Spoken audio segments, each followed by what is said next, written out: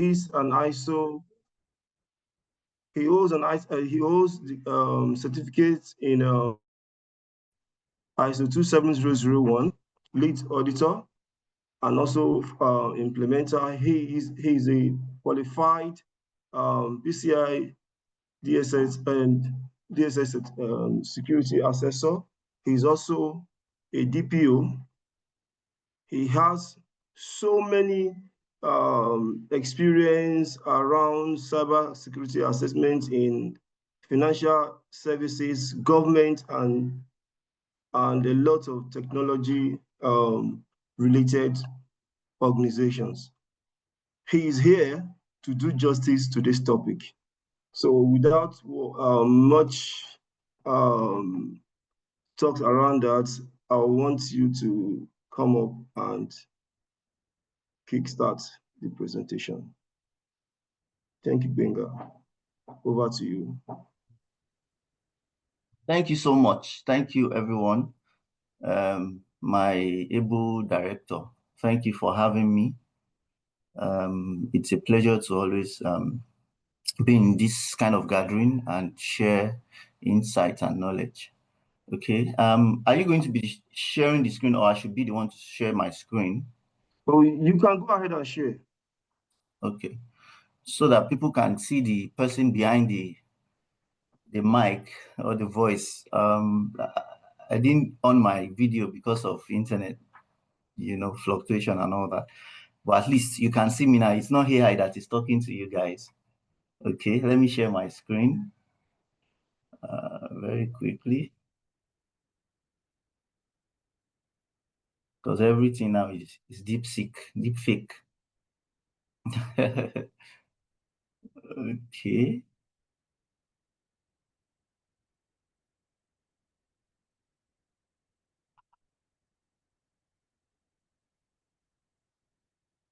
If you can see my screen, please let me know.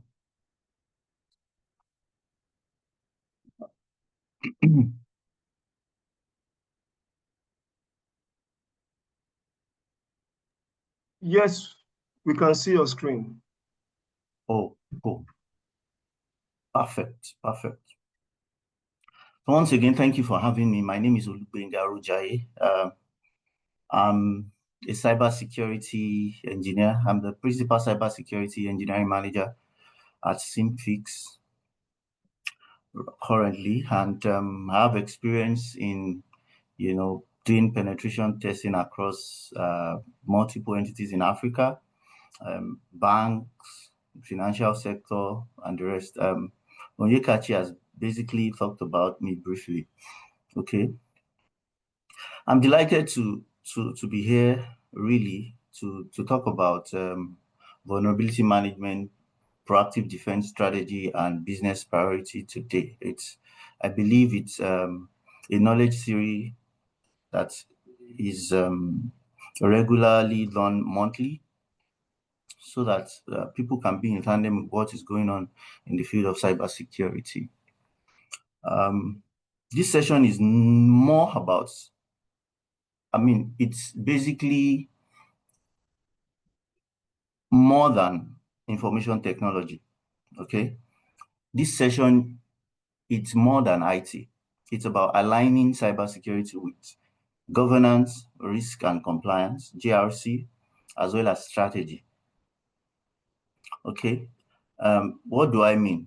Everything is not technology. We are talking about people, process, and technology, right? We are not just focusing on technology, because when people hear vulnerability management, they typically think that it's all about technology, or you can hack, you can do this. No, it's more than that. It involves GRC and strategy, okay? So why does this topic really matter so much right now in 2025? Why does it matter in 2025? In 2024 alone, more than 25,000 new CVEs.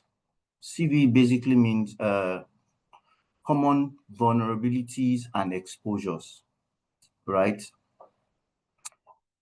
These reports were gathered globally. That's about 25,000 potential doors for attackers. And here's the catch. Attackers are now automating their exploits, moving faster than organization can patch. Normally, the typical thing to do is, oh, we scan, we patch, we do this. And there is a window to do this. Oh, medium, we've categorized it to high, medium, and low. For high, we spend maybe critical, high, medium, low. For critical, we spend about 3 days to resolve. High, between 7 days to 2 weeks. Medium, 1 month. Low, 3 months. And I mean, we all know what I'm talking about.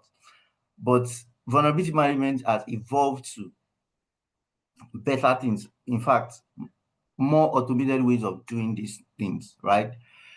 Attackers, they don't have that window.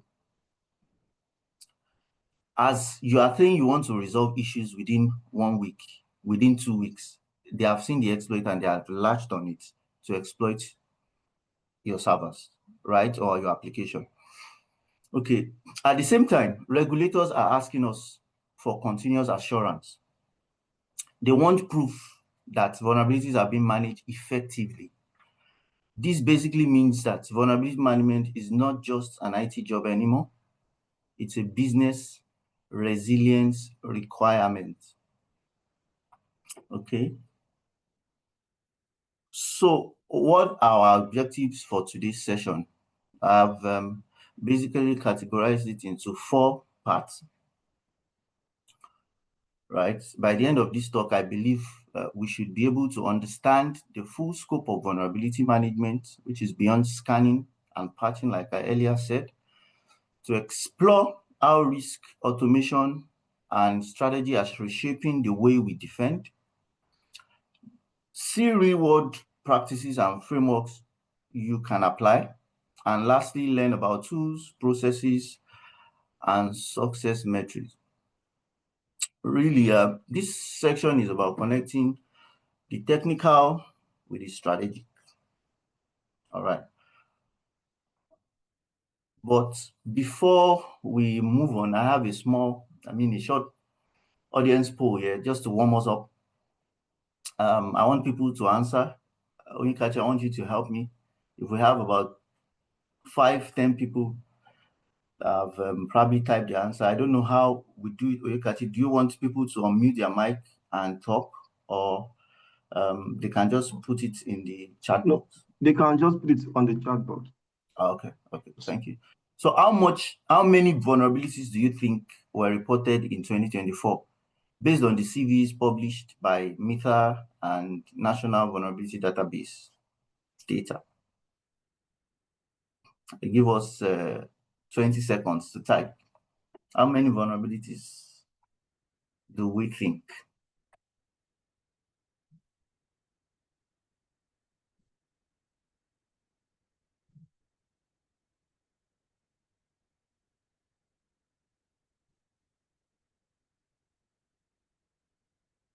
Okay.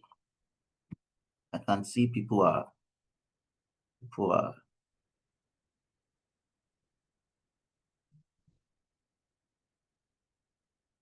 okay. Nice one. Some people are not getting it, some people are getting it. Yes. Okay. I mean, that's good to know that people are following me. All right. Some people are picking B, some people are picking C. Okay. But the answer is above 25,000. So it's actually between 28,000 and 30,000 real data, right? So it is above 25,000. It's not up to 40,000 that was reported in 2024. But the funny part is over 30,000 has been reported, and we are still in August in 2025, right? But let's use the data for 2024. 25,000. And what does this really mean? It has opened even the attack surface for attackers to be able to play and to dance. You have 25,000 vulnerabilities. That means there are 25,000 plus more ways or exploits to hack an enterprise, to hack an organization, to compromise the entirety of an organization. So this is really, really concerning. All right. So before we dive in, I want us to clarify the real problem organization face. The real problem. Too many organizations, they treat vulnerability management as just scan and patch. Like I mentioned, vulnerability is not just scan. Scan and patching is not equal to strategy, right? That's not a strategy.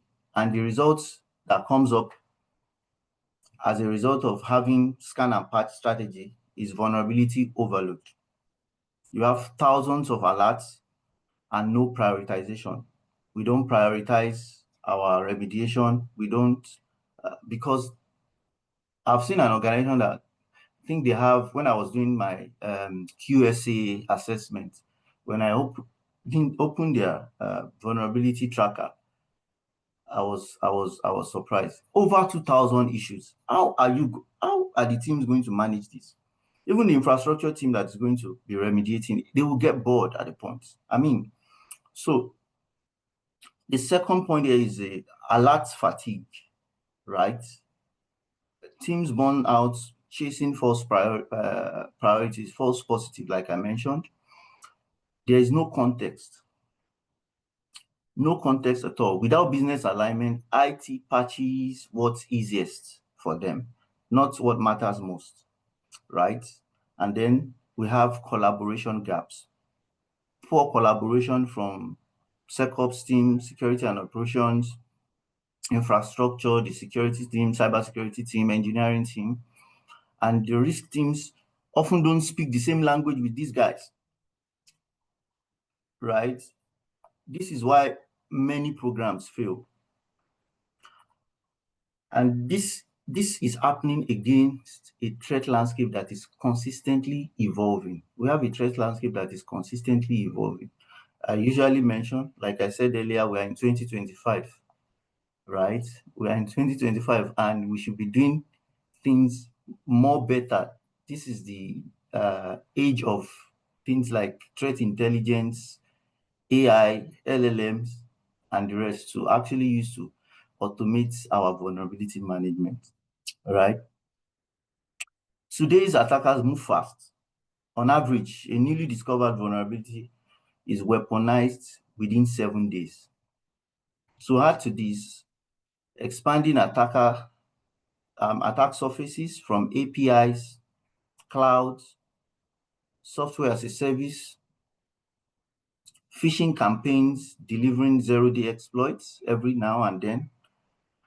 The fact that attackers do not wait for your patch window, I think I mentioned this earlier. They don't wait for your patch windows. You have 7 days, 2 weeks, 1 month to close your gap, to close your vulnerabilities. They don't wait for that. They just latch on any exploit they see because they are constantly scanning. They are constantly checking on the internet for organizations that are vulnerable to attack and exploit. Okay? We are fighting an opponent who is faster and more agile than ever in 2025, right? I want us to step back a little bit and, let's go from ground up. What is vulnerability? I want it to be an interactive session. I want to be putting their response in the chat box as well. What is vulnerability? If you feel vulnerability is not just a weakness in a system that can be exploited, or you have a better explanation, you can put it on the chat so that we learn. I'm even here to learn as well. Okay. I will give us about 20 seconds to do that.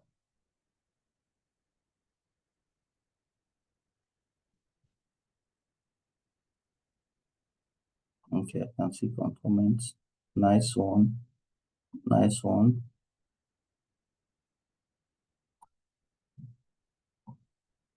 All right.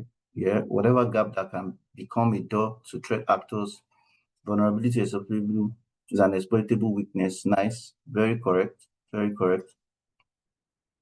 Well, correct. And basically, this could be software flaws, such as CVE. Somebody has pasted the meaning of CVE, MVD, and the rest of them. I mentioned them earlier anyways. Like I said, it could be software flaws, such as common vulnerabilities and exposures, CVs, misconfigurations like open S3 buckets. I've seen organizations that don't configure their S3 buckets and exposes EMV files, exposes companies' data, and the rest. I did a penetration test recently, and by just going through the Google search of GitHub account of that particular company, I just went to Google and GitHub to check, can I even see anything? Maybe they have a code repository of their codes that are exposed, something that is supposed to be private. And lo and behold, one of their developers exposed their code repo into his own private account, private GitHub account, not the organization GitHub account, his own private GitHub account, maybe for a faster work output and the rest. I'm not sure why he did that. As a result of that, in this GitHub repo, I found things like .mv files, environmental variables that contains things like password keys, API keys, things like that. And as a result of that, I can tell you everything was compromised, from their emails, logged into their emails, applications, downloaded their source code, did a lot of things. I mean, it was very bad. And this shows that vulnerabilities that we are talking about today, we cannot just, emphasize on the importance of vulnerability management, and why it is important to also look at the angle, or look at it from the angle of strategy and business objectives. Okay. The other point here is on patch systems that is left behind, because the teams have worked over 2,000 issues, over 400 critical issues. They are working on them. At a point, they'll get bored and tired, and they will leave them behind. And the last point here is the human errors and social engineering. That's why we also do things like what we are doing today, cybersecurity awareness here and there. People use weak password. Why are you using weak password? I think there are things like password manager. People are easily bait for phishing links. And generally, people have bad processes that have not developed, right? And we are in 2025. So vulnerability management is broader than just software updates. It's about people, process, and technology. Okay. Traditionally, here is how organizations have handled vulnerabilities, right? Number one is the classic cycle that looks like what you have on your screen, starting from asset discovery. They do asset discovery, scan vulnerabilities, scan for vulnerabilities, prioritize based on severity, risk severity, remediate with patches or fixes like we've been talking about, and validate and then report. I'm not saying this is not a good starting point. It's a very, very good starting point. If you are doing this, you're almost there. I mean, in fact, you're better than people that are not even doing it at all, right? But it's not enough anymore.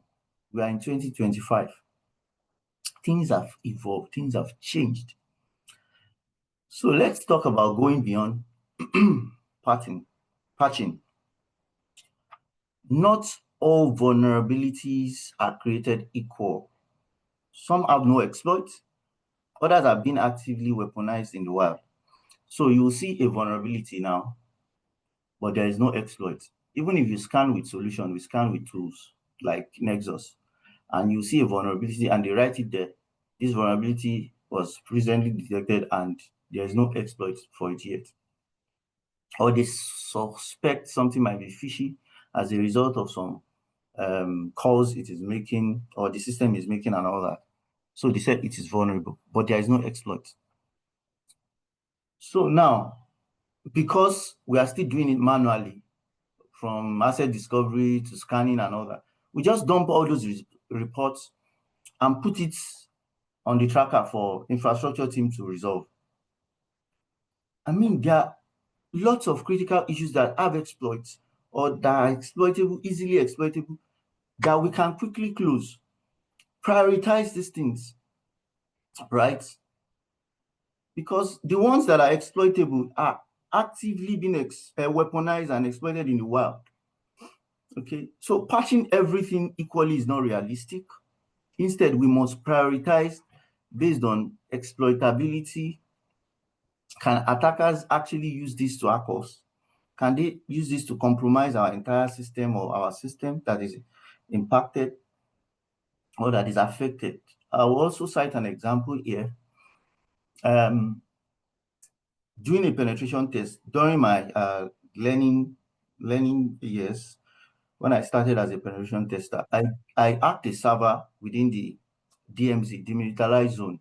This is where, for people that are not technical, this is where you put your web servers that are public facing. It has nothing to do with your internal network, but because it is yours, you need to reach it from internal and you need to reach it from external. People, your customers need to reach it and you have to host it with something. That's why it is placed there. So one of the servers was decommissioned. They no longer need it, but it was still live. It was still there. Maybe the server team, they are using it as a test server or something, but it was just there. And when I was doing my test, I saw a vulnerability on it and immediately launched attack on it, hacked it, compromising, logging and up. But that was just it. I couldn't do any other thing. I couldn't further compromise the organization by maybe pivoting to other system, dumping credentials, doing all those things. I cannot do more than what I've done. I just acted, logged in, and that was it, right? And when I was submitting my report, I put it there. I'm supposed to submit it anyways, but I put it there as very critical. This issue is bad, blah, blah. Then the manager now asked me, very experienced person, the manager or the CISO then asked me, how does this, what were you able to do? Okay, I give you 1 week. Go and do something with, what can you able to do? So that boils down, I learned a lesson. Though the issue is critical, the issue is, is very important issue, but how does it impact the organization? How does it affect? So this is just not just having a common vulnerability scoring system in your head because you're able to do this. You should look at it strategically. How does it affect business impact? Organization in 2025, people are now doing things like business impact assessment, BIA, where they rate all their critical assets, right?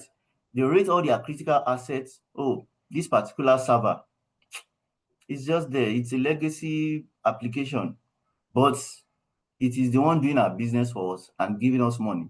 Though it is a legacy application, they rate it as critical application to them because it is what is driving their business.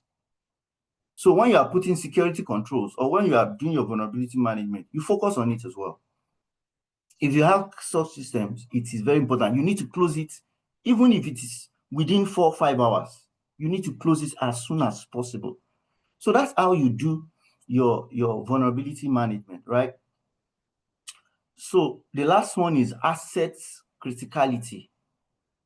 Is this a crown jewel? Like, okay, I've explained this. Is this a crown jewel infrastructure or a low value system? You need to know. You need to know. Everything here is about, managing risk, trying to do threat intelligence and manage your risk, not just patching your application and software. And risk management is exactly where this needs to connect, right? To start with, what is risk management? I want people to also, chat so that I can see 1 or 2 people that are really following what I've been discussing. What is risk management or enterprise risk management? Anyone you want to talk about? I want to learn as well. What is risk management? So you can see the flow, how vulnerability management is even aligning with governance, risk, and compliance. So we are coming there. Okay. Are people looking at it? Nice one. Somebody said systematic process of identifying. Let me see. Yes, which identify potential events that may affect them. Okay, nice. Yes, nice one. Thank you so much. Process of how risk is assessed. Thank you so much. Yes, I mean, risk management is the process of identifying, assessing. Don't forget, like I used to highlight it when I was in school. I did risk management in my MSc. Okay, when I'm trying to identify, trying to, remember, I used to identify these critical and salient points, identifying, assessing, prioritizing, and treating risk. Identifying, assessing, prioritizing, and treating risk that could negatively affect an organization's ability to achieve its objectives.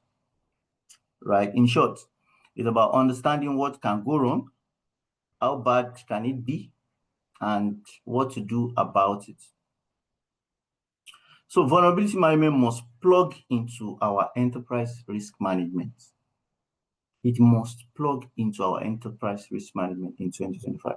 That means that mapping vulnerabilities to business risk, feeding into risk register that we have, assessing the impact of the CIA. For people that don't know what CIA means, it means confidentiality, integrity, and availability, right? These are the basic concepts of information security. And engaging GRC teams, auditors, and compliance early in this process. We need to engage them. When these people speak the same language, the compliance, the audit, the risk team, GRC team, technology team, cybersecurity team, when they all speak the same language, vulnerability management becomes a boardroom issue. Like the management team, the boardroom, everybody knows what is going on and they are expecting feedback, and they are also, going all out to support the team, to put money down so that the cybersecurity posture of the organization can be solidified. But even with this alignment, scaling is a problem. To scale, vulnerability management scale, and that's where automation comes in. That's where tooling comes in. That's where tools comes in. Modern tools like Vulncare, Qualys, Tenable, Rapid7, CrowdStrike. We even have open source tools like OpenVAS, like I mentioned here, to help us detect vulnerabilities faster and to remediate them faster. Detection is not just only the step. The real power comes in when we integrate it into workflows. We have tools like SOA platforms to auto-triage vulnerability. SOA basically means security authorization, and we automate it so that by the time there is an attack or there is an incident, maybe in the SIM and so, SOA solution captures it by itself. It throws an alert, or it sees that maybe somebody has fallen for a phishing attack and he has clicked on the link. He has submitted username and password. A SOA solution will isolate that person on the AD, Active Directory, or whatever IAM solution, identity and access management solution that you are using. It will automatically isolate it and isolate the person and deactivate his account because he has fallen the SIM is that it has been integrated to the SOA solution.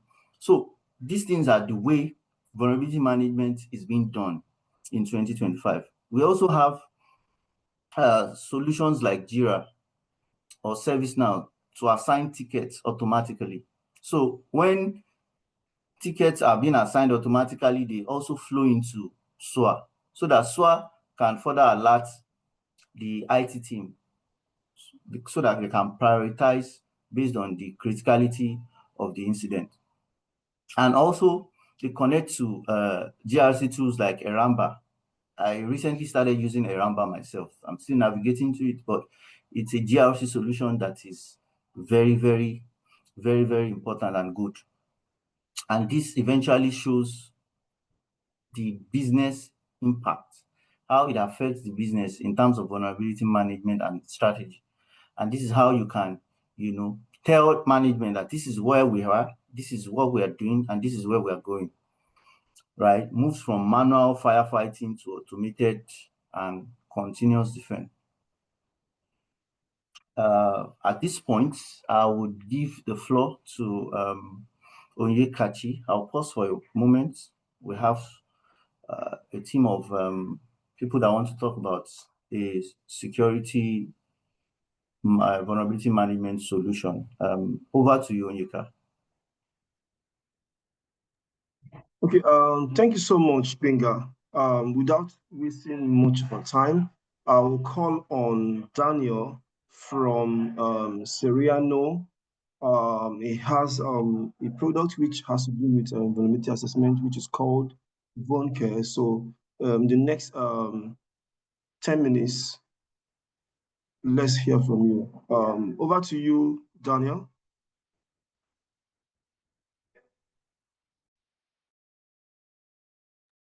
Kindly unmute, please. Thank you. I hope you can hear me. Yes, I can hear you.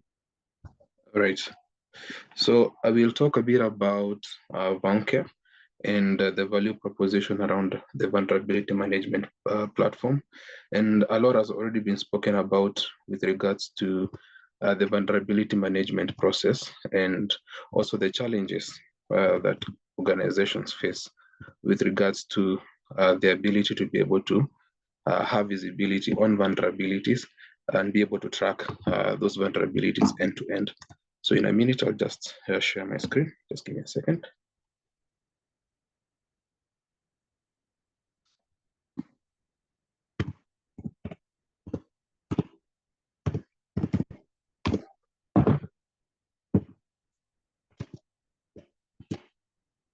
Right.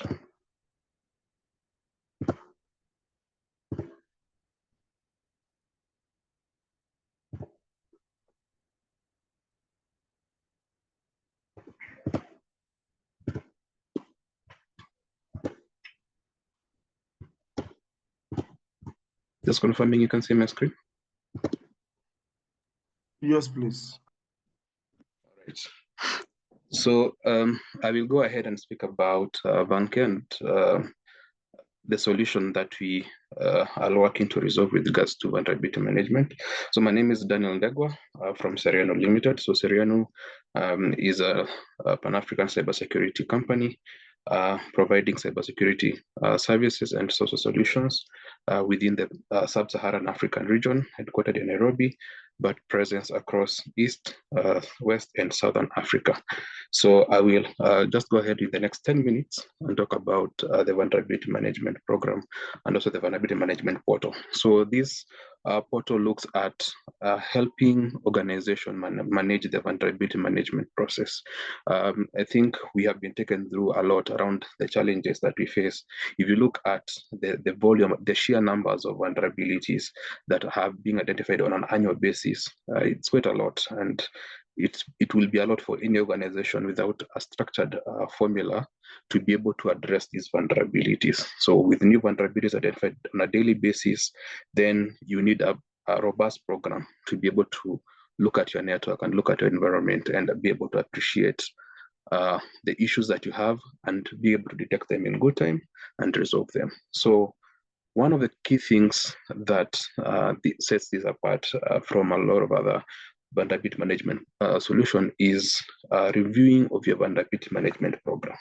So the review of your vulnerability management program looks at these 4 key areas, and under each of those 4 key areas, there are items or breakdown of review areas. So look at scanning and analysis, patch management, remediation management, and planning and operational score. And as earlier mentioned in this session, vulnerability management is not just technology. It's looking at process, it's looking at people. So aspects also of your ability to be able to conduct social engineering assessment is also reviewed, because vulnerability is not just me fixing my Windows servers, my Linux servers, my applications, but also making sure that my people are aware with regards to be able to identify and respond to cyber threats, especially around phishing emails. So the assessment looks at initiatives around that, together with frequency of patching your applications, your infrastructure applications, your coverage across your entire environment. Do you just concentrate on your core servers, or do you look at workstations? Do you look at other aspects within your network? And then in each item, you get a scoring. So depending on the initiatives and the controls that have been implemented, a scoring is assigned to that. And then on a quarterly basis, the team, the responsible team then commits to fixing specific aspects where we have gaps. And then you have a quarterly report that shows you how you have continuously improved your vulnerability management program. And why is this important? If your vulnerability management program is not robust, then the number of vulnerabilities will also be a lot higher and a lot more significant within your environment. And a lot of places we find vulnerability management is driven by the initiative of the internal teams, be it the internal IT teams, be it the internal information security teams that drive vulnerability management. But if the program is there, irrespective of the person who is holding that position, then we have something that guides how we handle vulnerabilities, how we patch our applications, how we conduct web application testing, how we conduct network penetration testing. And irrespective of the person holding that position, then it is something that is continuously improved. It's something that is continuously measured. Subsequent to that, you will have an exposure dashboard. So the exposure dashboard will be what you would find in most of the other traditional vulnerability management solution, including vulnerability by device, vulnerabilities by age, by operating system, by severity, by assets, and then all that information is then aggregated together to provide you your overall exposure score.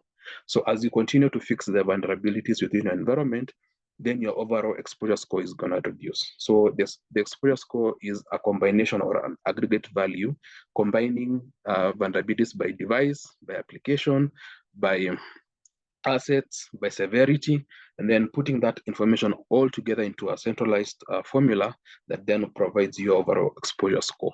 So if you're looking to communicate vulnerability exposure to non-technical audience, then you would then use this value to show your continuous improvement. So we started at 70%, we have continuously improved. We are at 60%, we are targeting 50% by the next time we report. And that would be on a monthly basis or on a quarterly basis, depending on how, on the reporting structure within the organization. Then something that is also very interesting and we have seen a lot is ability to be able to track vulnerabilities. So you find organizations, you conduct assessments, either in most cases, either on an annual basis or biannual basis. An annual basis where we're calling someone external to come in and look at our environment, or a biannual basis where you have the internal information security or audit teams looking at the environment, producing a report, and then an external party comes in to review, to also conduct also an independent assessment. Then you combine the findings from both and then track them. So this leads to a lead time of between 6 to 8 months for identification of vulnerabilities. And given the volume of vulnerabilities identified on a daily basis, then this process or this approach is ideally flawed, because you will have quite a number of vulnerabilities identified. And a big frustration that you find within ICT teams is You get a report of 1,000 vulnerabilities. You fix the vulnerabilities. Next year, someone comes in, conducts an assessment, provides you a report of another 1,000 or even more vulnerabilities than last time.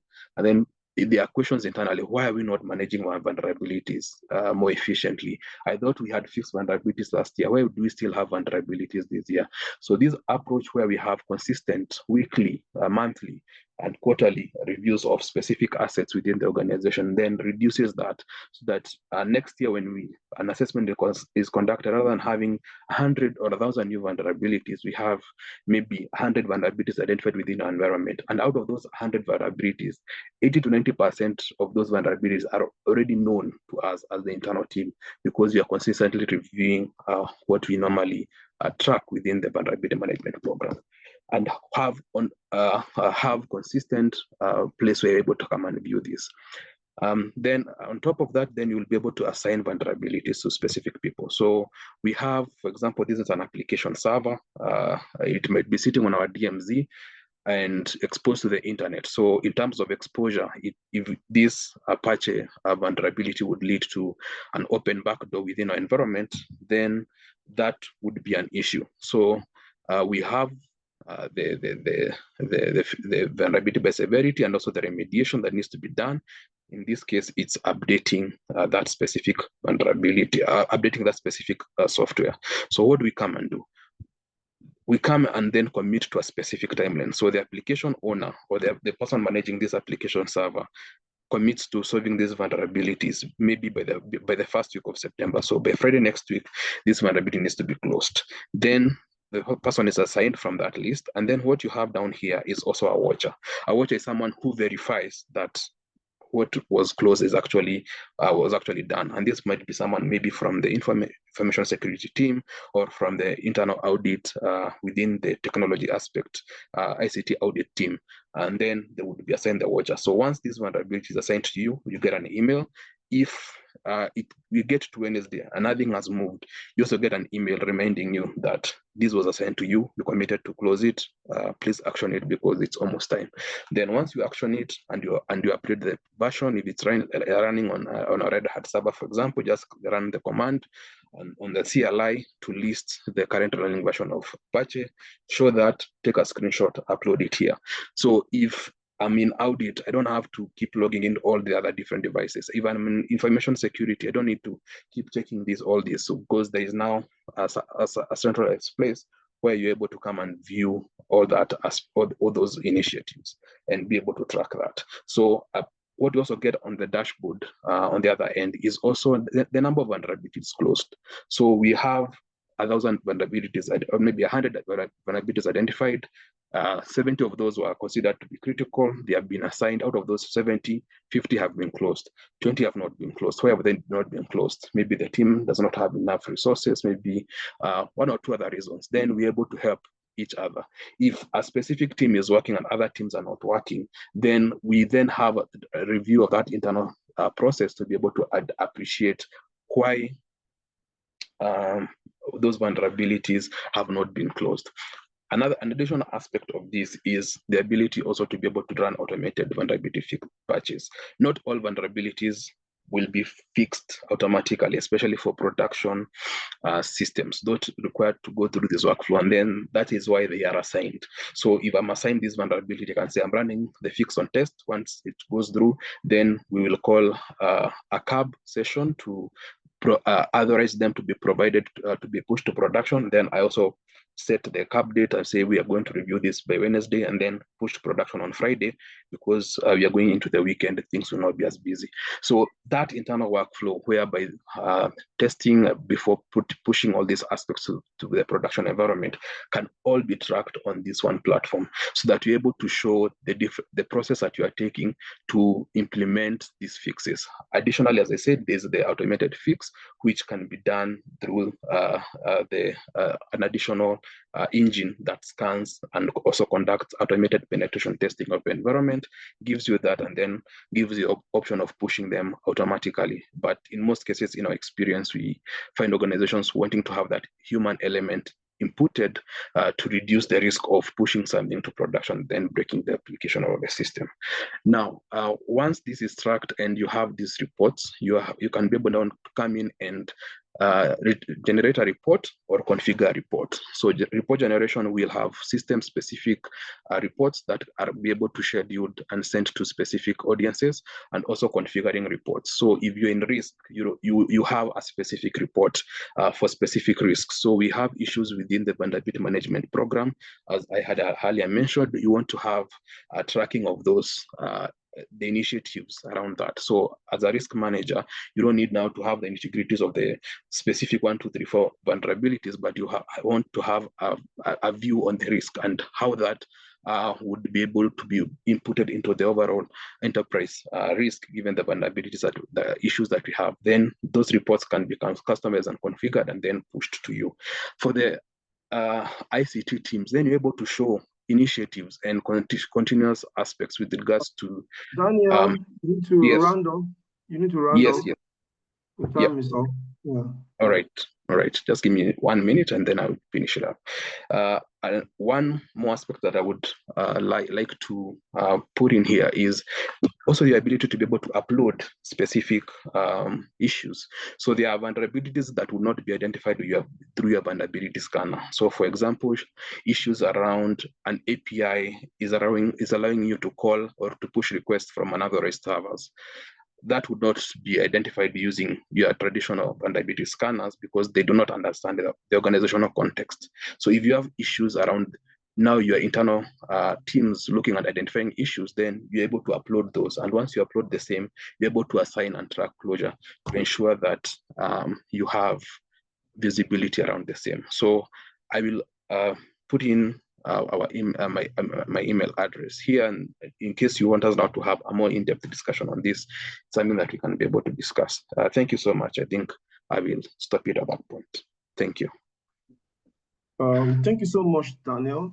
For the sake of time, we only entertain 2 questions here. I don't know if anybody has any question on this. You can unmute.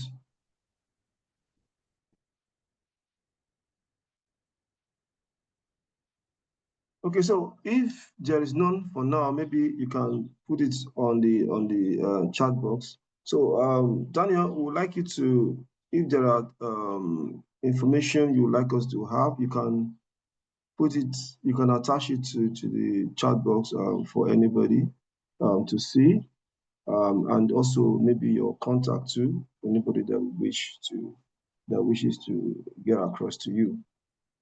Okay, somebody is saying, okay, somebody has a question here. He said he cannot unmute. He said, what is the input? What is the input into the vulnerability assessment tracking to? I don't understand the question. I think I understand it. So let me just quickly answer that. So we have our own vulnerability scanning and tool that will ingest into that.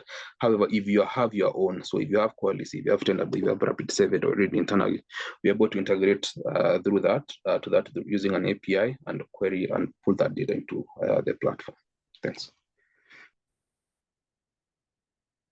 Okay, so he's also asking, in addition to a prompt fix, do you indemnify financial institution that uses your tool, but that was successfully exploited by a threat actor via a vulnerability that your tool failed to proactively identify for a remediation?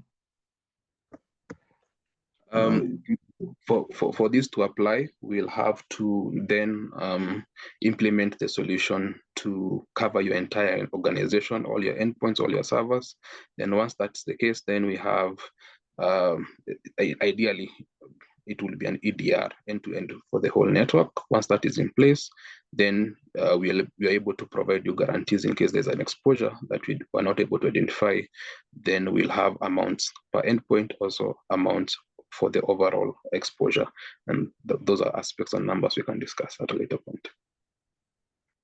Okay, thank you so much. So if there are further questions, you can put down put them down on the chat box. Daniel will do the needful in responding. So thank you so much, Daniel. You can still be on standby in case if there are further questions. Like I said, you can put down your contact in case anyone wants to reach out to you.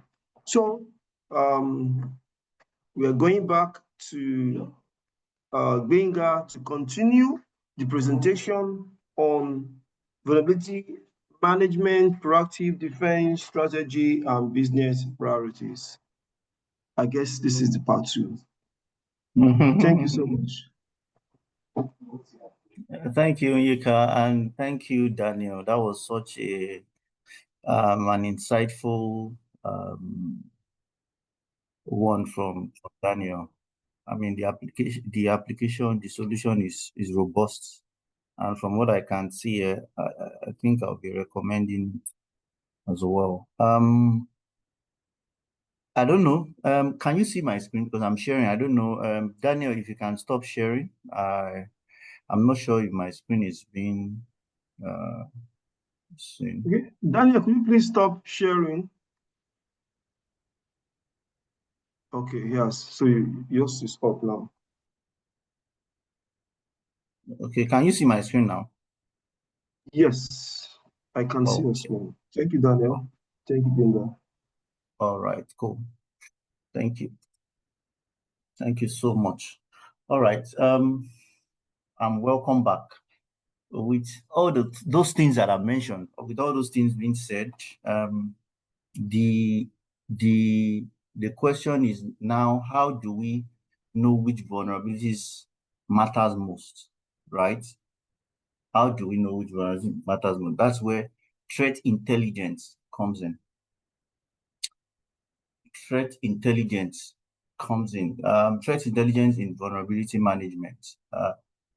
What is its role? Basically, threat intelligence helps us separate noise from real threats, because as you are doing threat intelligence, as you are getting intelligence on the actual threats that is affecting your organization, your systems, system components, you now have an idea of how to separate noise from the real threats, how to identify false positives from false negatives. Okay, so what I do is, use feeds like CISA known exploited vulnerabilities KEV. You can Google it. You can just put it on Google. You can subscribe to it. We have meta attack mappings as well. There's a framework called meta attack for adversary simulations attack. You can also use that to map your intelligence accurately. There is Grey Noise and Virus Total Reports as well. So you can subscribe to even Hacker News. All these threats will actually help you to navigate and be able to identify real threats that is affecting your assets. If we focus only on vulnerabilities that attackers are actually exploiting in the real world, it will really help us to align with our business strategy. Okay. Also, there is automation for all these things. We've been talking about solution. Daniel just explained their solution now. Automatic ticket creation and SLE assignments. It showed us all these things. So it has been built, it has been factored into the creation of the solution, right? CI/CD integration as well. We embed vulnerability scanning into our pipeline, from doing software assessments tests to dynamic application security testing tests, into our pipeline, and shifting security level to catch issues before deployment. Shifting security level basically means, for the people that are non-technical, in the development, operation, and security pipeline, there is what we call the shifting left, because from the left side, or from the initial stage, is what we call the left side. From thinking about application you want to develop or the infrastructure you want to set up, you are embedding security by design. So all the security scanning, all the security thoughts you are putting it into that side of your development or your infrastructure build. You are thinking about security. So that's basically what shifting left means. And then closed loop. Closed loop remediation tracking basically means having a complete end-to-end process to ensure that when a vulnerability or risk is identified, you close them. Daniel once again showed us how he mentioned that from Nexus or from any solution, even the solution itself can run vulnerability scans. And then if you have any other solution in the environment already that you are paid for, there's an API to integrate into their solution and be able to generate from detection, then assign. You can assign tasks. And there's a particular part I love where you assign somebody to recheck. You assign somebody to recheck, maybe the auditor. You mentioned an auditor can recheck to validate the closure of that vulnerability. So it's called a closed loop because there is no exposure. There is nothing that is siphing out from this loop. It's very close from end to end, from detection to assigning to remediation to validation and to closure. This is basically what this is talking about, right? How do we explain to executives in a way they care about? Because all these things we have been talking about, we're talking technical jargons, we are talking about people, process, and technology, yes, which is good. But the people that are going to give us the money to get all these solutions, we really need to care about them. And how do we get them involved? How do we explain to them, right? Before now, basically, we talk about executives don't care about our vulnerability. They basically talk about the money. That is what is important to them. Is the company losing money? If you are putting money into this particular solution, how do we get profit from it? So you need to explain very carefully, right? What executive care about really is the MTTR, mean time to remediate, right? Exposure windows, how long are we vulnerable? How long are we vulnerable? That's talking about exposure windows and compliance gaps. What could cause regulatory penalties? Maybe it's PCI DSS that we are talking about, and you didn't get certified because of some solution you didn't implement or because of some vulnerability that couldn't close, and the auditor or the assessor is saying that no, he's not going to certify you. How could it cause regulatory penalties? These are what they are looking at into. Then this is a clear dashboard, turn technical data into business decisions. So an example Daniel showed us earlier, this is also an example where you can just go to the solution, click a dashboard, and you can see everything at a go. You can screenshot it, put it in your weekly or monthly reports to the management, right? People that make decisions so that they can understand, oh, we have critical vulnerabilities of 41%. Mean time to remediate is 12.88. If we put SOA into place, if we put automated solutions into place from 12.88%, we will move to 70%. That is what management, the business decision makers want to get. They don't want to hear anything about, oh, solution is good and all that. How does it get down to numbers? How does it impact our business? Is it saving us money? Is it bringing money to us? How does it impact? This is what they really want, right? So we need to have a dashboard that is very, very meticulous, very, very, what you have even put together in that particular dashboard means a lot that you can use to convince the management to support your decisions, right? Let me give us a real world example, real world case.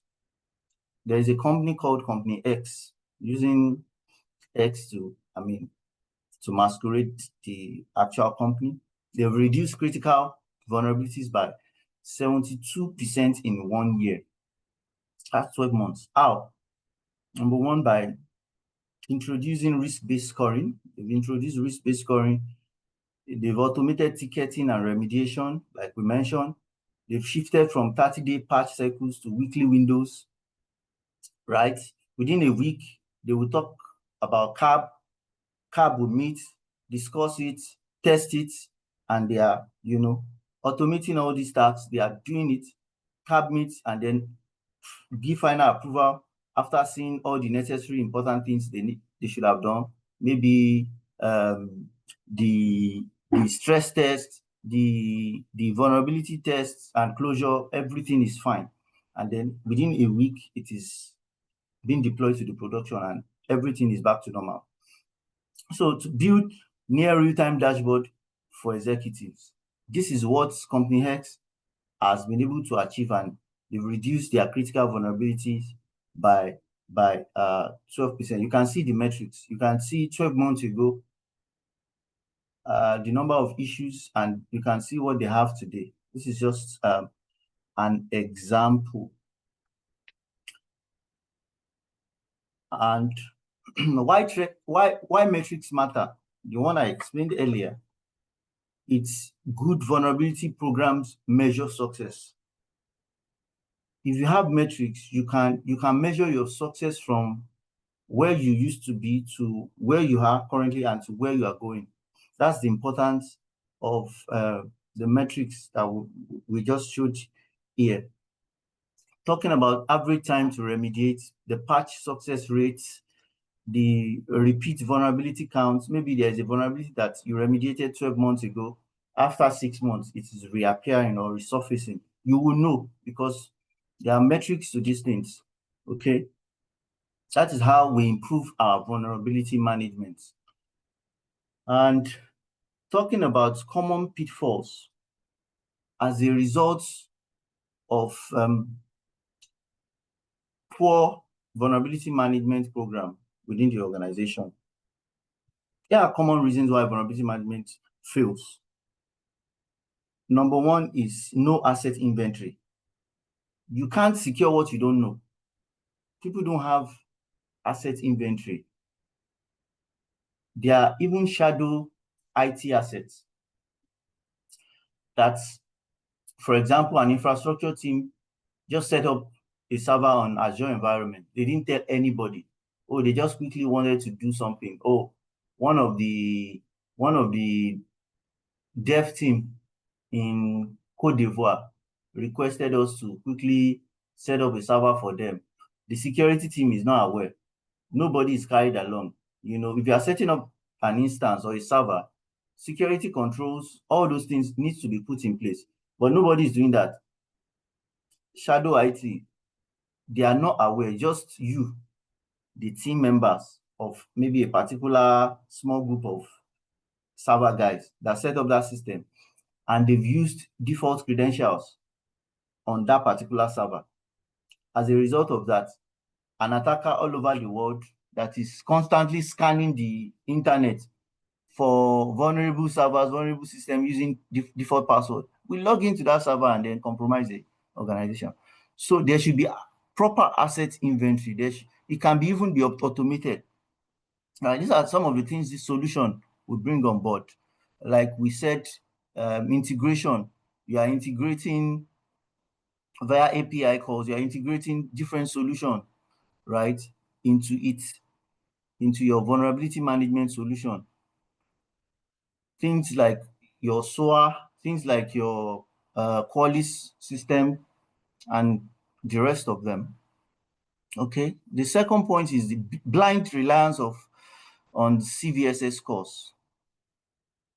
They don't always reflect business risk, like I mentioned earlier. They don't. No accountability. No one knows what to fix, and no one even owns the vulnerability.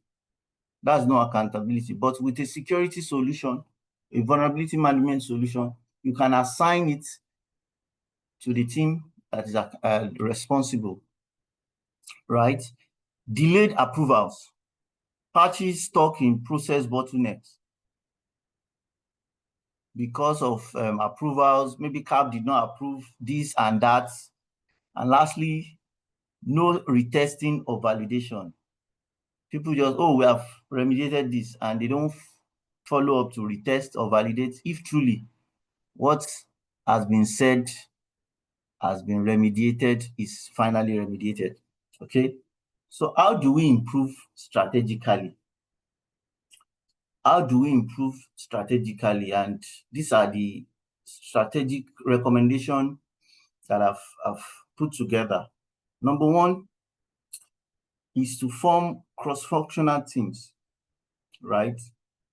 Form cross-functional vulnerability management team.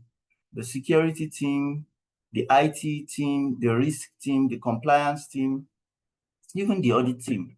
That is a way to build a strong vulnerability management program. Use a RASI matrix to define roles. Like I said, the solutions are already doing it. Who is responsible, right? Who is the person, which team is responsible for this vulnerability? If this person is responsible, who is going to do the operations? Who is going to resolve this issue? That is why RASI matrix is also very key to helping to resolve vulnerabilities within the enterprise. And this is already factored into our solutions. This is factored into the solutions that have been built, right? And the next point is the prioritization of based on business impact, not just severity. I think I explained this earlier by citing an example of one of the tests I did when I was growing as a penetration tester. Saw a server within the DMZ, compromised it, and I said, oh, it's critical. Everything should let loose and all that. But they told me no. Why is this critical? Why did you rate it critical? How does it affect our business? Right? You need to also look at it from that angle, not just the severity. Okay. The last point here is the adoption of continuous monitoring. Adoption of continuous monitoring, and this can also be embedded in DevSecOps pipelines. Plan, do, check, act. We know continuous monitoring is still very, very important. You have put all these things in place. How do you ensure that nothing is failing? Maybe as a result of heaviness. Let me give you an example. There was a server supporting vulnerability management that we put all this solution on. And as a result of the alerts and generation of log and all that, the server was holding a lot of logs, a lot of information, and all the API calls to other solutions. Because of that fail, memory is small, memory is low, performance is, dilly-dallying and all that. Because of that fail, the solution is not catching log from other integrated applications. It's not catching log from other things. And you are there, we were there thinking, oh, everything is fine. Everything is fine. It was after 2 weeks, oh, we need to send a report to management and all that. We discovered that it has failed for like 2 weeks. So I learned a lesson from there. So continuous security monitoring, not just a word of mouth. You need to practice it. Just go in there, check every now and then. Okay. And also, we'll talk about the future of vulnerability management. The future of vulnerability management, right? There is AI-driven exploit prediction. What AI is doing now, security solutions like Bob Suits, they've embedded AI exploitation into their framework, into their system. So when you are attacking a system or attacking a web application or an API, if you don't understand how to do it, you just buy a credit and AI will help you. It will automate it for you, hack it, drop a database for you. I've done it, so I know it is there, especially on Bob Suit. So I mean, vulnerability management is going very fast, and we need to catch up. This is 2025. Autonomous patching and rollback. This is possible with the support of solutions like SOA system, right? And then the breach and attack simulation. There are a lot of solutions that are penetration testing solutions. You just impute your asset list. You have a list of your assets within the organization, web assets, public IP address, internal IP address. Just put it and click. Although those solutions are quite expensive though, but these things make vulnerability management become easy and faster. You are scaling your vulnerability management. You are scaling the way you do vulnerability management program. And the last option here, the last point here is security as a continuous loop. I think I explained that one earlier in detail. Okay. Aligning with industry frameworks and benchmark. How do you align with industry frameworks and benchmark? Global frameworks that provide structure. Generally, global frameworks and standards, they give us structure. What ISO 27001 has done in, I will use bank in Nigeria, it has, I mean, it's a tremendous blessing for banks, and especially and PCI DSS. It's a tremendous growth that it has given banks and other organizations, right? So it's a framework that provides structure, proper structure. Framework like NIST cybersecurity framework, I mean, structure around detection, responding, and recovering. Detect, respond, and recover. Then ISO 27001, specifically the control A12.6.1 that talked about regularly testing, testing and assessing your technologies, right? That's the control that talks about vulnerability management in ISO 27001. And then in PCI DSS as well, it requires quarterly scan and patching, annual penetration testing, annual penetration testing for organizations that are vendors, that are service providers. Once in every 6 months, you must do penetration test and vulnerability management, enterprise-wide, right? And quarterly, you must also do vulnerability scans quarterly. So this also helps to put structure, proper structure into our vulnerability management system. And the last one is also the meta attack framework that helps us to mark vulnerabilities to attacker behavior, their cyber adversaries. So how to map what they are thinking, what they will do. If they send a phishing link, how they will compromise, how they will set a CC server to push out, exfiltrate data and critical information they've compromised within the organization. You have an idea of what they do, and then you have built your vulnerability management program across all these layers and standards. So it helps. It ensures your program is not only effective, but also compliant. So what is next to the future of vulnerability management, right? The future trends in AI vulnerability management, like I mentioned, is also coming out again.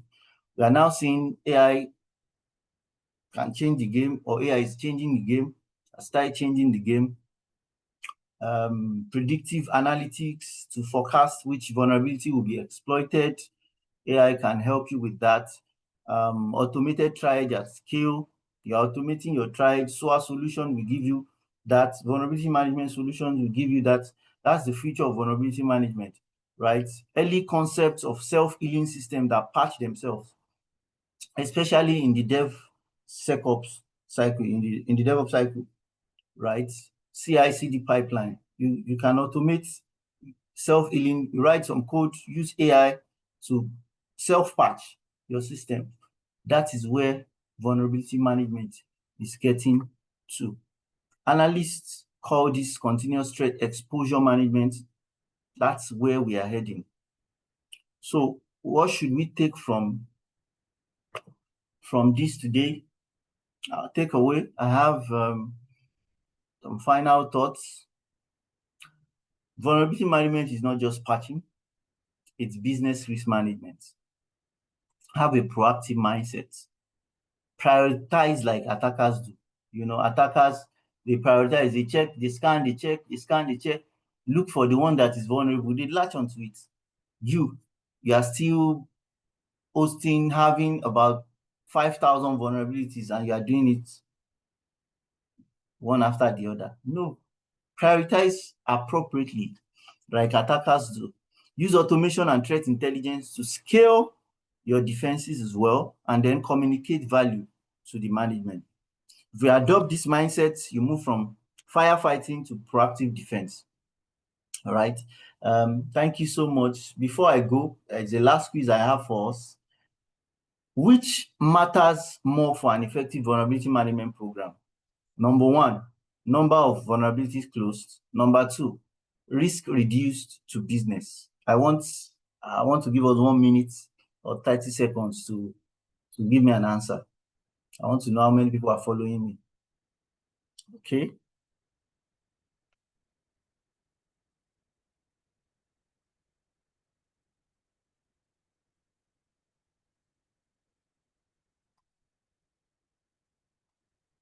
Oh, nice. It's like I've done a good job. Everybody's correct. All right. So, I mean, the answer is B. Risk reduced to business. That's what matters most. How do you reduce risk? And that's the essence of the topic that we chose today. So, call to action. Fortifying your defenses. Know your asset first. Focus on risk, not raw count. Build collaboration across teams. Invest automation and threat intelligence. Like I said, it is saying that you can't patch everything, but you can manage risk strategically. Okay. Thank you so much for your time and engagement today. The floor is open for discussion. I would love to have, to hear your experiences, challenges, pushback, and all that. And if you have any question, I'm available to. We have a couple of minutes left to answer us. And Daniel is also here to answer questions. Thank you so Please, much. a round of applause. A round of applause, everyone. A round of applause. If you can never say you know it all, no matter how much you know it, you have one or two or three or four things to gain. Thank you so much. Thank you so much. Thank you so much. So without wasting much of our time, if you have a question, I'll give the mic. If you may be asking me what mic, I will give the opportunity to 5 persons to ask questions, and then the others will take it from the chat box. So if you want to ask a question, could you please have your hand raised so that we call you up to ask?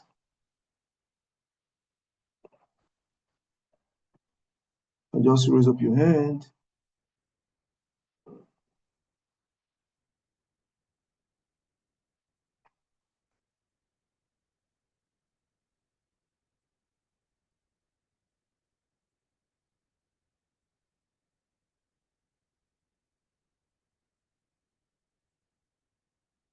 I guess people prefer to ask on the chat box. I've not seen any hand raised.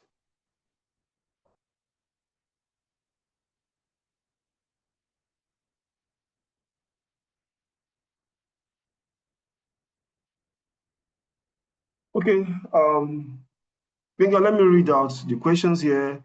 The first question here is, how best can we recommend some of the recommendations to get executive buy-in, considering the cost-saving measures globally? Thank you for that question. I think I mentioned I mentioned it during the course of the presentation, but I'll go over it again. So basically, dashboard, when you're presenting to the management, I don't know your timeline for your presentation. Maybe it's weekly or monthly or fortnightly. Anyhow, it is. You have a dashboard. So that's why when you are using a vulnerability tool or an orchestration solution that helps you to, marry all the alerts that you've been seeing across system, you can give them a proper information to say, this is the data we have on ground. We have 30,000 attacks monthly or 10,000 attacks monthly. And if we are going on like this, if we don't buy this solution, if we don't invest in this solution, we might get compromised in a couple of months, right? That alone, and if we get compromised, we lose millions. Litigation charges, reputational damage, even compliance, regulatory fines and all that. You will tell them, oh, this is how much that is possible for us to lose. We can lose 100 million. We can lose 200 million. So is it not better to invest 30 million on the solution and be fine, right? So you know how to use your data to make story points for the management so that they can buy in and you get what you need from them. So we have Igbinosa that's Yes, also Igbenusar, yes. Thank you so much for that question. So, Igbenusar, could you please unmute and ask your question?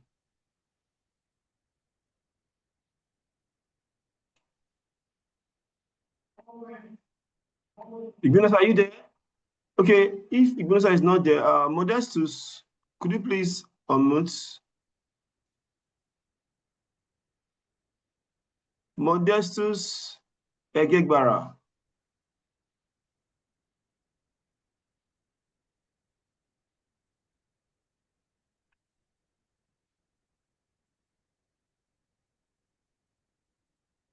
Okay, if you are not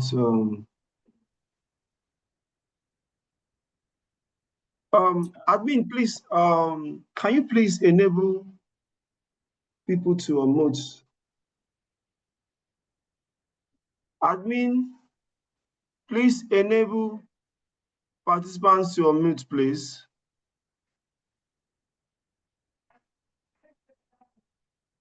Okay, while we are waiting for that, maybe I take some questions from the chat. I have Ikedi. He's asking, can we say relaxing 3D could create a vulnerability? If yes, what controls can be put in place? I didn't get that question. Relaxing what? He said, can we say relaxing 3D could create a vulnerability? If yes, what controls can be put in place? I mean, it depends on the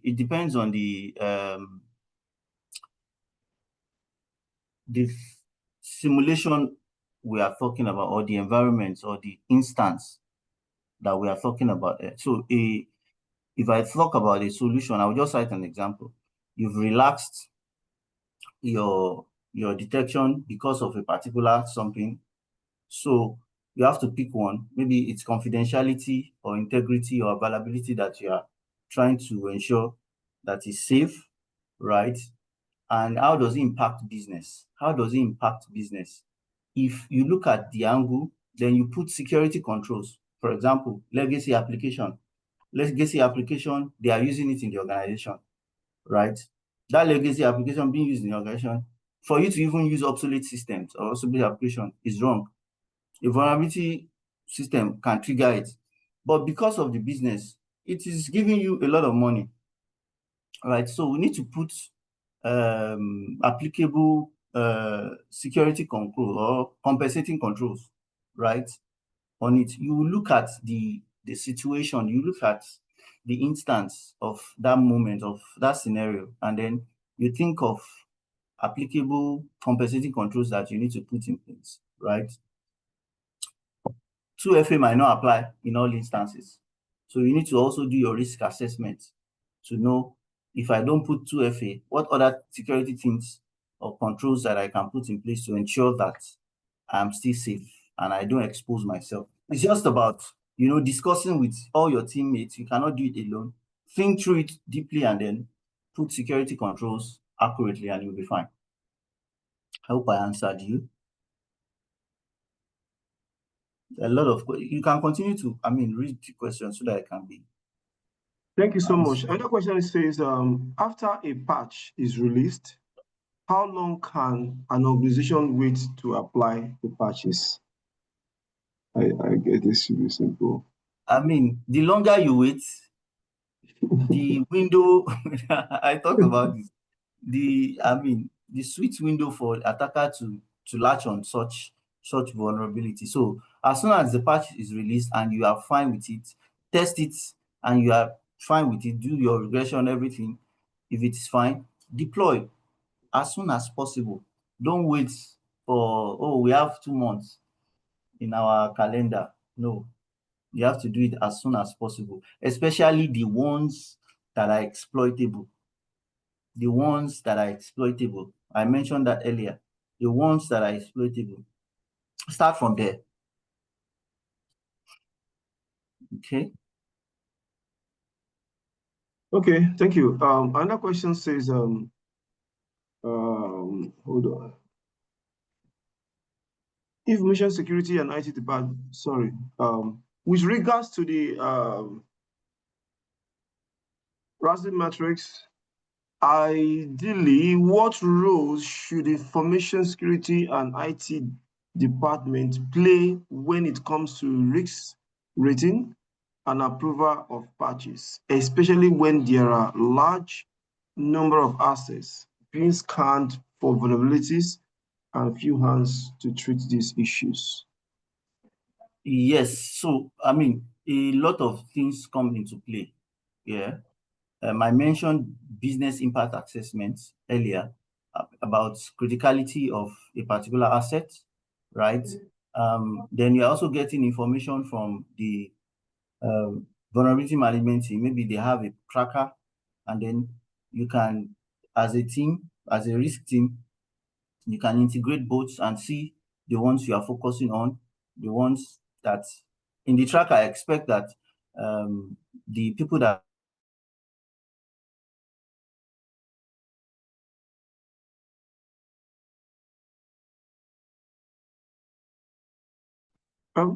Could you please unmute yourself, Benga? Sorry.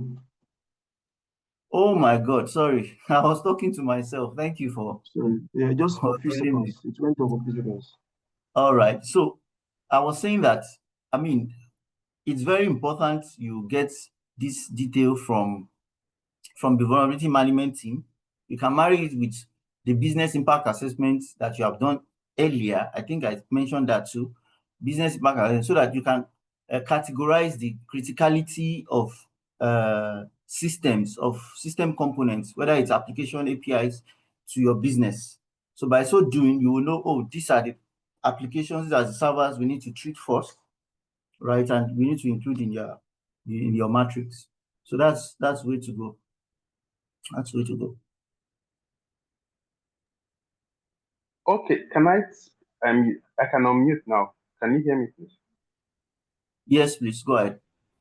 Okay, I can yes. hear you. Considering a case like solar wind, where a solution that was supposed to be used for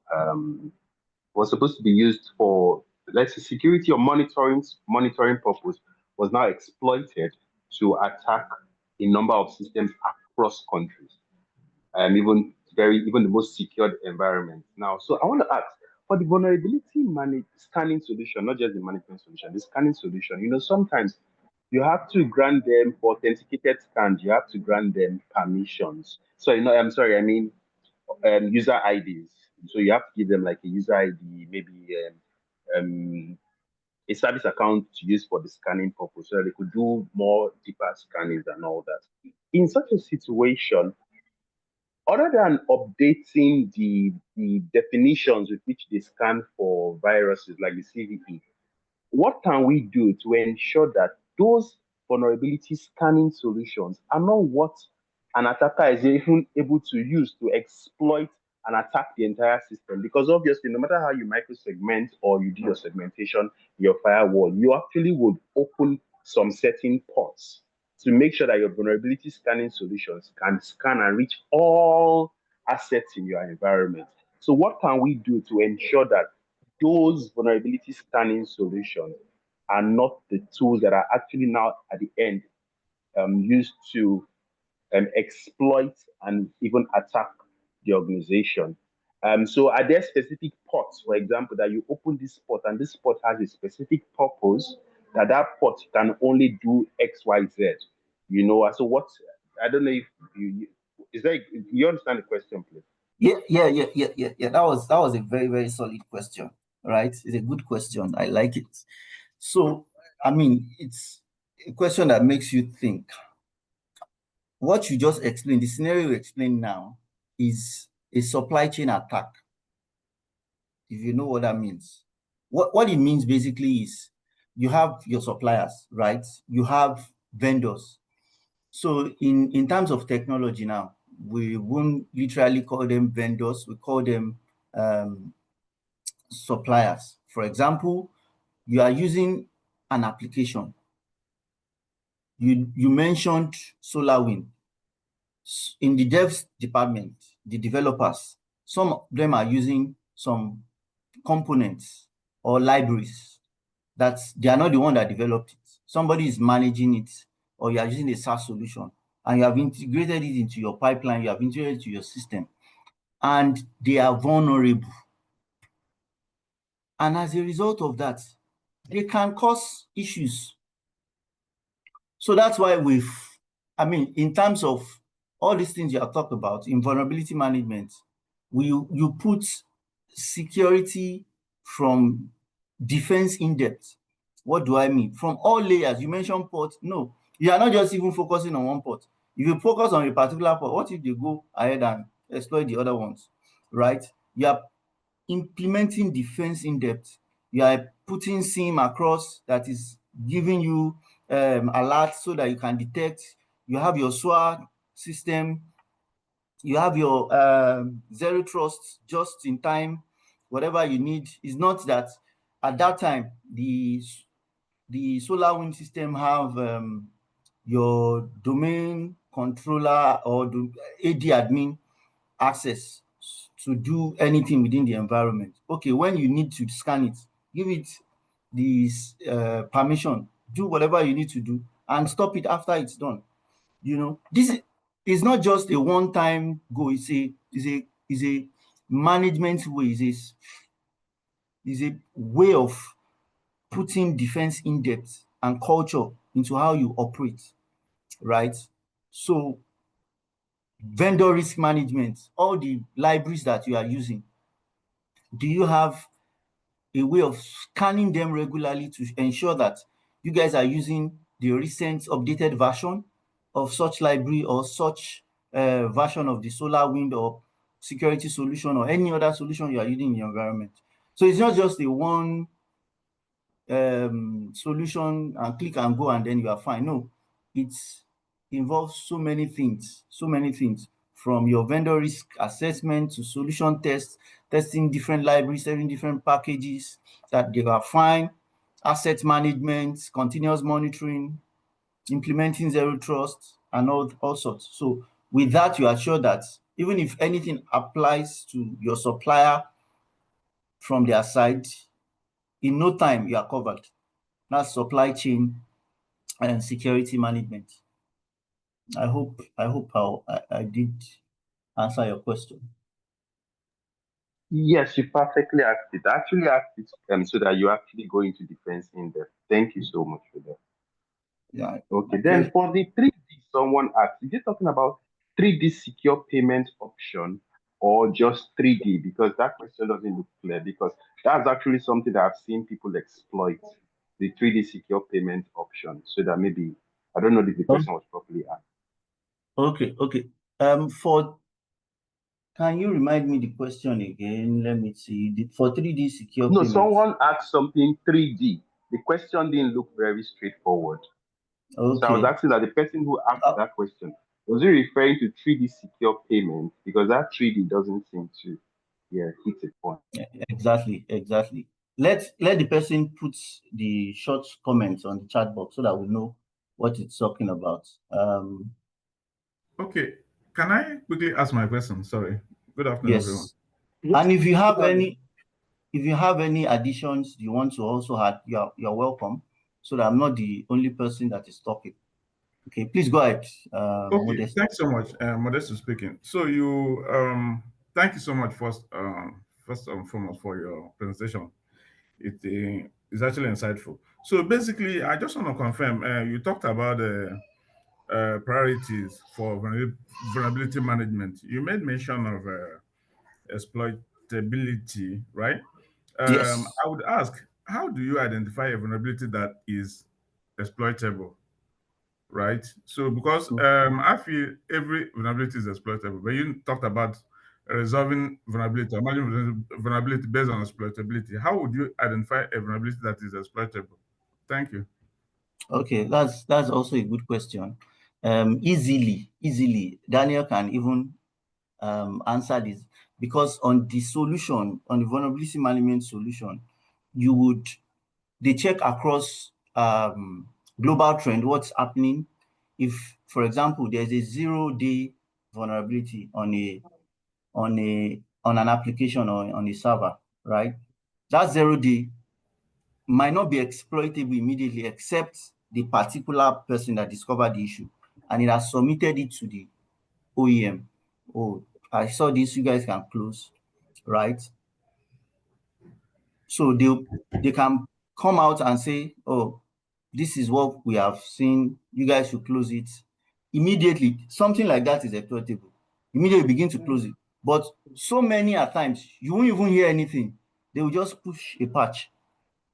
They will just push a patch and tell you to run the patch, right? They won't even mention it because there is no proof, POC, proof of concept for that exploit, right? But what solution does now is to gather the ones that they are very sure have proper POCs that are working, and they align it to the vulnerability. So on their vulnerability table, they have scans that they've done and the name of the issue, the vulnerability, and they tag it. This is exploitable with so exploit. You can find it on this. So all those ones are the ones I said, okay, because you have a lot of issues, focus first on those vulnerabilities that are exploitable. That is what I'm talking about. Do you understand now? Yes, I think there's an update to that question. As in, sorry about that. I was just trying to say, how do you differentiate between exploitable vulnerability and that is not exploitable? I think so that we will be able to actually get the home. Yeah, thank you. I explained on your security solution on your dashboard. They are there. I think Daniel even showed us. You go to your Nexus, your all these qualities, they are there. You can see it. You can just put it in your dashboard when you are doing your vulnerability management dashboard, so that you know, or when you are generating your sheets, you can categorize them appropriately. So they are there. They are there. All right. Thanks so much. You're welcome. Thank you very much, Modestus. So there's a question here from Modupe Kolawole. He says, when the results of a pain test or red team exercise shows numerous vulnerabilities, what's the cost-effective approach to implement controls to strengthen posture, as resources are always limited as regards funds and then people? Okay. First and foremost, the consultant that carried out the assessment can give you the immediate actions, like what is expected for the team to do immediately. Like, oh, we saw this. For example, I made mention of GitHub exposure, the private account that was exposed on one of the developers' private account rather. So the organizations Git repo was exposed via one of the testers or one of the developers' accounts. So we went there, picked it up, and used it to compromise the entire organization. What to do now in this instance? No, though we compromised everything, but the foundation of the compromise was as a result of the exposure. Ensure that you do proper asset discovery. All the GitHub repo that is related to the organization, for example, I'm just citing it as an example. Close it down, make it private, so that you are not exposing any critical data that might expose your organization, right? That's one way. You have remediated that. So you can now calm down and further look into the report and now see, okay, we need to do this and then prioritize adequately. But there are some major issues here and there that the attacker, the pen tester will tell you, oh, these are the things that I used that was easy for me, maybe low-hanging fruit that I was easy for me to leverage on and then compromise the organization. So you can come in from that angle as well. Okay, thank you so much. So, sir, I don't know if it's for 3Ds, there is a general weakness that is reduced to a process challenge across the banking industry. Since most Is it banks possible? use, Is it possible? I think this is Yeah, so the okay. Go 3DS, ahead. is it possible Go because ahead, please. Go it ahead. affects the financial industry? Okay. So it's a vulnerability that is it has become inherent because the number of banks use Postilion for their card switching. Now in Postilion, you have 3DS, which is this feature where when you're trying to make like a MasterCard payment online, and then you have a prompt on your screen that tells you should put a two-factor, a code sent to an OTP, right? Now, it's simply Yes. a feature you can just go and switch off.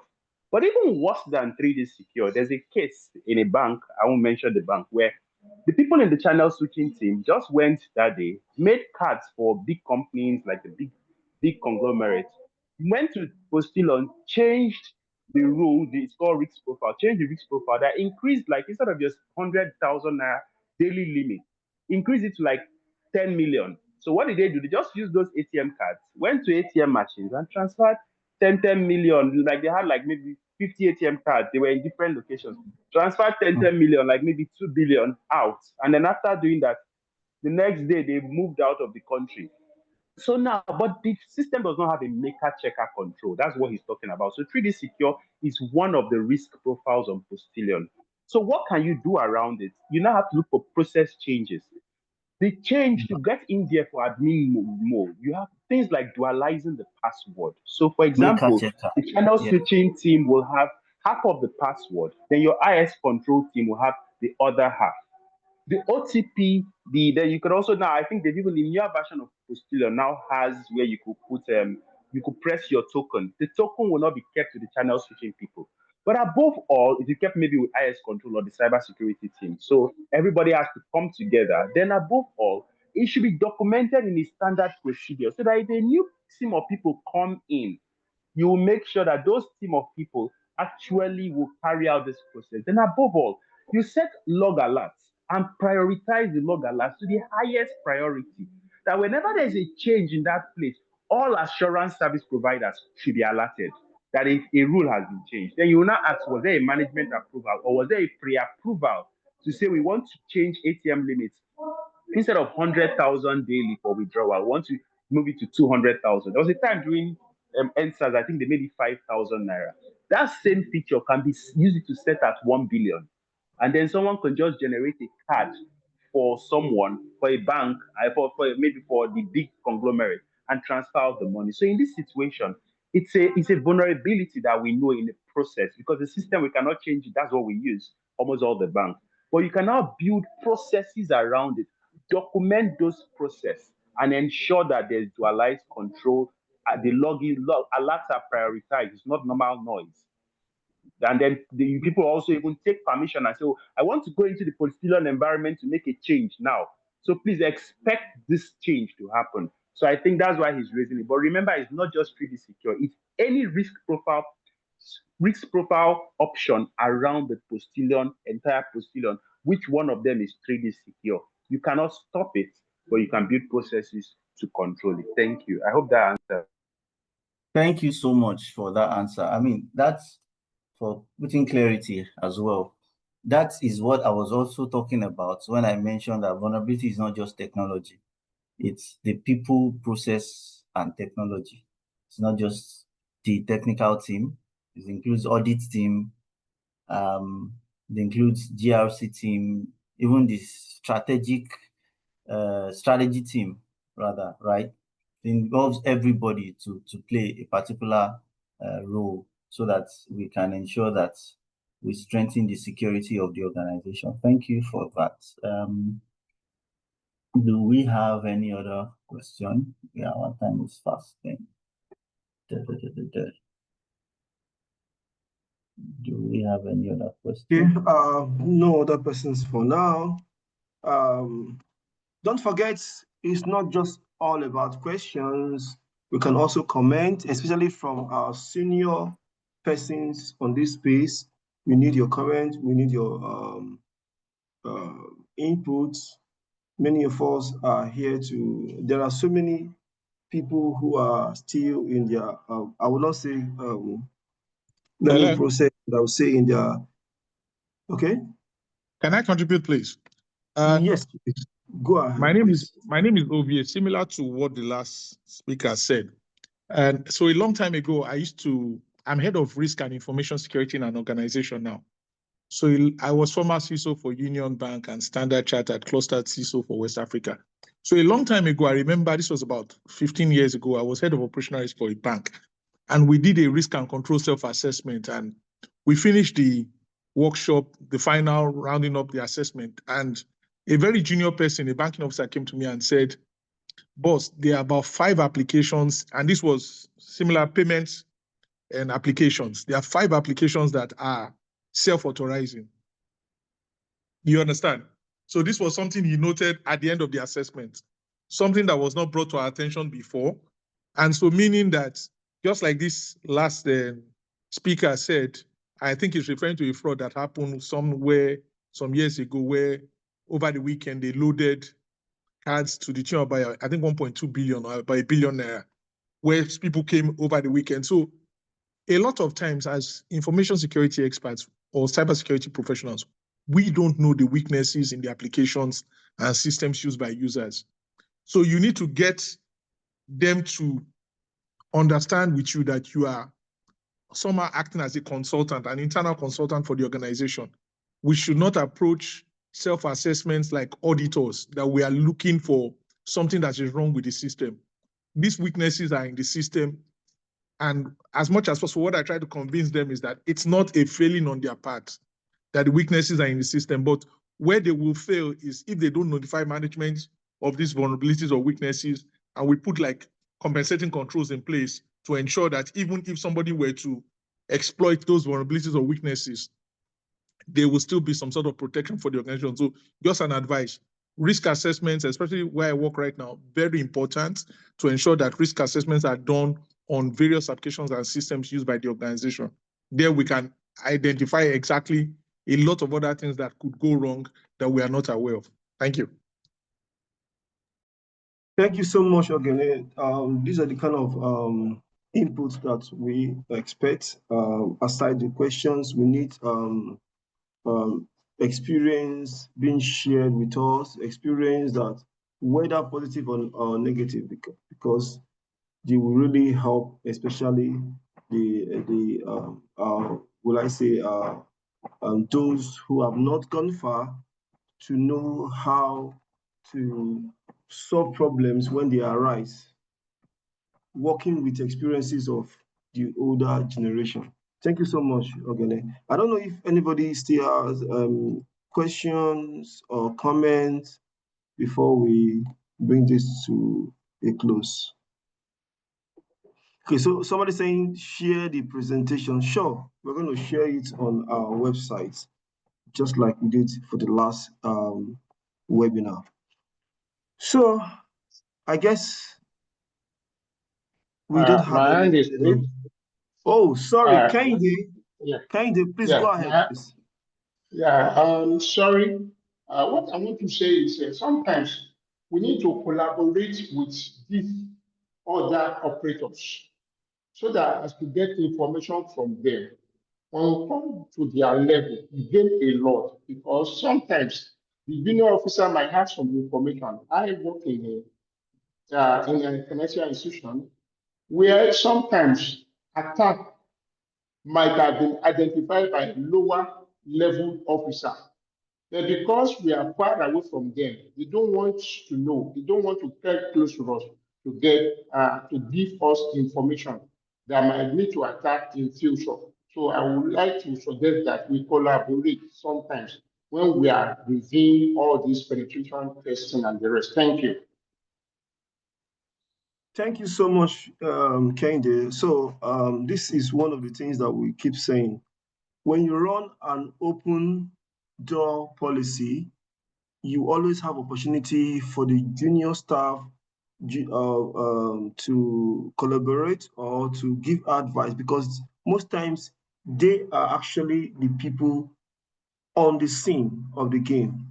They have all it takes to change and make progress or make or whatever it has to do with the organization progress. So it's really it still boils down to all managers to have an open door to make sure that things are going the way it should be.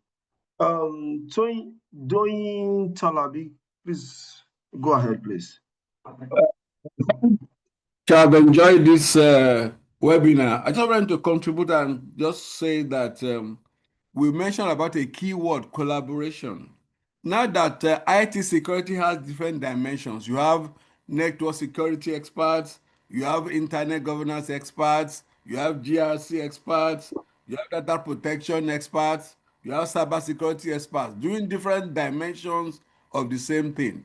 So it's very important that we collaborate with one another, and then we ensure that responsibilities are understood by the different dimensions and each person can take his own part. Do not do it by default. The RASI chart you talked about is very critical. Let everyone know the part of what they're taking in security. Thank you very much. Thank you so much. I really appreciate your comments and your advice. Please, can we give a round of applause for everyone, for especially our honorable speaker, not honorable speaker of the house, please, but honorable speaker of this presentation, Benga. Thank you, thank you, thank you, thank you, thank you, thank you, thank you, thank you. I really appreciate. Without wasting much of our time, we've already clocked 1 o'clock. I wouldn't want us to spend the next 5 minutes here. So I want to call upon the president of Africa Lagos, in the person of Justice, to give us a closing remark, and of course, to thank our honorable speaker. Like I said, not the speaker of Lagos House of Assembly, but the speaker of this honorable house. Mr. President, over to you, please. Thank you so much, the moderator. Hope you can hear me. Yes, I can hear you. Yeah, thank you so much. And thank you to the presenter, Mr. Olugbenga. That was a wonderful presentation. Thank you and so much. I hope we all enjoyed it. I did myself. I did enjoy it. I also thank our friend from Kenya, Mr. Daniel, that presented on a solution. That's also wonderful. Thank you. Thank you. Mr. Daniel came from Siriano. They have been in partnership with ISACA for some years now. We have been seeing them during our conferences. So they have been a strong partner of ISACA Lagos. Thank you, Mr. Daniel. Thank you. Just a few announcements before we close.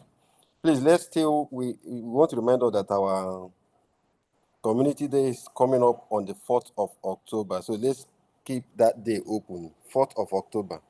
Let's keep that day. We want members to participate in that event. We want as much as we can have members to participate in that event. Then our conference, we have started sending out the emails. It's coming up November 2021. Let's get our organizations to register our colleagues, and also let's also try to register for the conference. So I'll be using this opportunity to thank everyone that has been on the call. Please, I heard people talk about collaboration also. Please, we want more of that. We are doing some already, but we want more of that. If your organization can have something we can work with them together, please don't hesitate to let us know. We're also reaching out to some other organizations that we want to collaborate with. Then for our program as well, for sponsorship, we can also recommend our organizations to help us to sponsor the conference. We want to have a more, a more sounding conference this year. So and we cannot achieve that without the effort of members and the collaboration with other organizations. So we thank everyone that has been on the call, and we hope to have you next time when we are going to be having the one for September. Thank you. Let me also mention, please, if there are things you need, we have our Lagos chapter platform. We do see some things you comment there. Even sometimes we may not say anything, but we're working on all the things you are advising. We want those contributions. They help us to get better. For those of us that are not on that platform, please let us try to join. I can see a lot of people on this call. Please, let's try to join the Lagos Charter platform on WhatsApp. It's a very active platform, and I see people also come there to answer questions and also ask questions. I think it will help us also to grow in our careers. Thank you, everyone, for your time, and have a wonderful rest of the day. Thank you. Thank you, Mr. President. That was a presidential speech. Yeah, thank you so much. And thank you, everyone on the call. Thank you for taking part in this presentation. Thank you for your contributions. Thank you for your questions. Thank you, Benga, for your great and insightful presentation. We hope that next time we call you, that you'll be there for us. And I must say, you really did a wonderful carried a wonderful assignment, because personally, I know I have learned something new. No matter, that tells every one of us that no matter how much you think you know, that you keep learning more, even when you participate in a program like this. Thank you, everyone. We hope to see you next time. I won't say next month, because next month is already next week. By Monday, we'll into the next month. So we'll see you next month, not next week anyway, for another webinar. And I promise you, it will always be insightful, it will always be great, it will always be awesome. Thank you so much. Have a lovely weekend. Enjoy the rest of your day. God bless you, everyone. A more round of applause as you leave. Thank you. Bye-bye.